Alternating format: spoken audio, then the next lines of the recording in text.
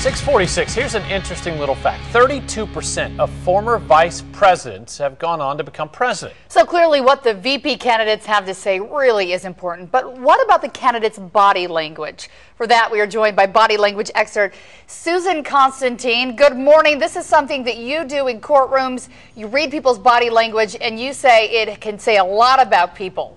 Yes, that is true. And thank you so much for inviting me here today.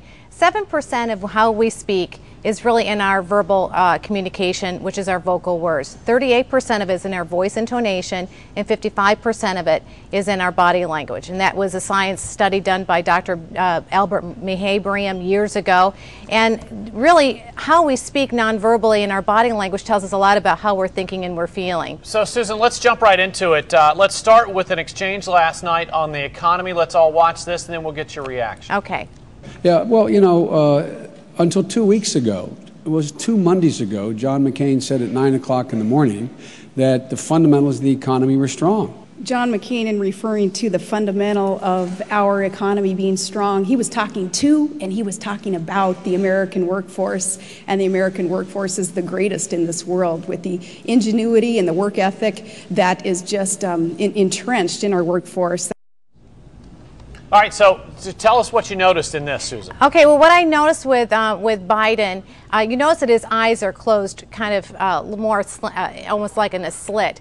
Basically, he's a little frustrated, he's a little bit angry there. When you see, of course, Governor Palin, she is embracing basically, you know, that's not what McCain had said at all, and that's what I picked up from them. All right, we want to listen to another little piece from last night because depending on the topic, their body language changes. Let's check this one out. Okay. You're going to have a choice in just a few weeks here on either supporting a ticket that wants to create jobs and bolster our economy and win the war, or you're going to be supporting a ticket that wants to increase taxes, which ultimately kills jobs and is going to hurt our economy. So walk with me in my neighborhood. Go back to my old neighborhood in Claymont, an old steel town, or go up to Scranton with me. These people know the middle class has gotten the short end. The wealthy have done very well. Corporate America has been rewarded. All right, Susan, what do you think? Okay, when I looked at Palin, of course, her lips were more horizontal, so it wasn't really it wasn't believable to me. On the other hand, there was a lot of anxiety, of course, in Biden because you saw that his eyes were blinking a little bit more rapidly. He's a little frustrated. Do these things show up? I mean, it's nonverbal communication. Is this something you can consciously change? You can control it. It's actually what we call, you know, concealing emotions, which are talking about subtle and micro facial expressions.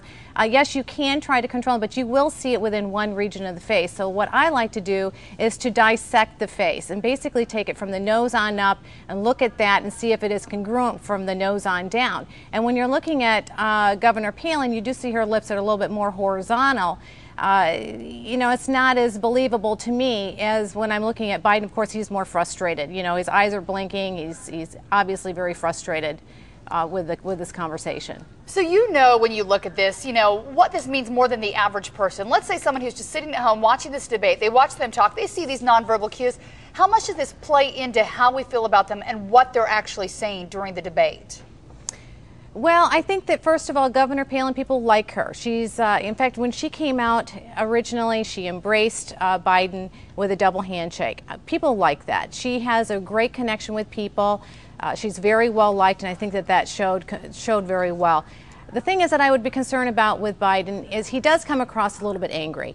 I certainly would work on that. He doesn't make great eye contact. He looks down.